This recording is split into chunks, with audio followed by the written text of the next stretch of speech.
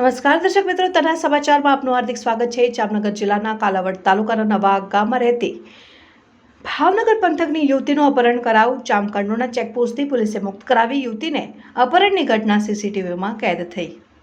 જામનગર જિલ્લાના કાલાવડ તાલુકાના નવા ગામમાં વિશ્વાસધામ આશ્રમમાં સેવા કરતી મહિલાનો અપહરણનો પ્રયાસ।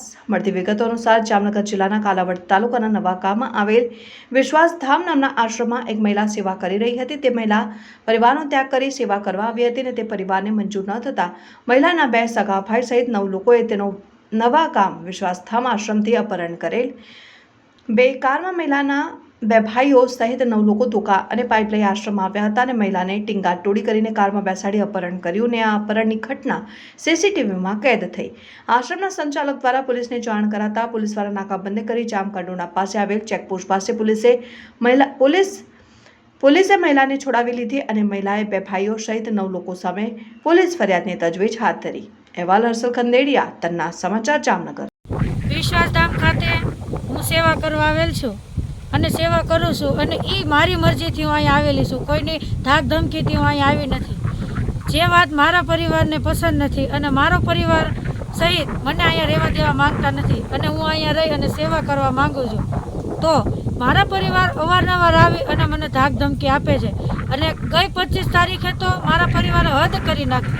હદ એટલે કે મને આવવાનું કીધું ને મેં આવવાની ના પાડી એટલે મને ઢીકા પાટું અને ધોકા વડે એટલો માર માર્યો, બેરહમીથી માર માર્યો અને મને ઢસડી કપડાનું ભાન રહેવા ન દીધું અને મોઢે મૂંઝ્યો દઈ અને કેટન પ્લસ ગાડીમાં મારું અપહરણ કરીને લઈ જતા હતા। જે કંડોના ચેકપોસ્ટે મને રોકી અને સાહેબોએ મને નીચે ઉતારી અને કાલાવડ પોલીસમાં લઈ ગયેલ અને મને જે માર માર્યો હતો અને મારી હાલત બહુ ગંભીર હતી એટલે મને કાલાવડમાં સારવાર મળી અને ત્યાંથી પછી સીધા મને જામનગર રિફર કરી અને મને ત્યાં સારવાર લેતા 1.5 દિવસ મને રાખી અને પછી મને રજા આપી છે।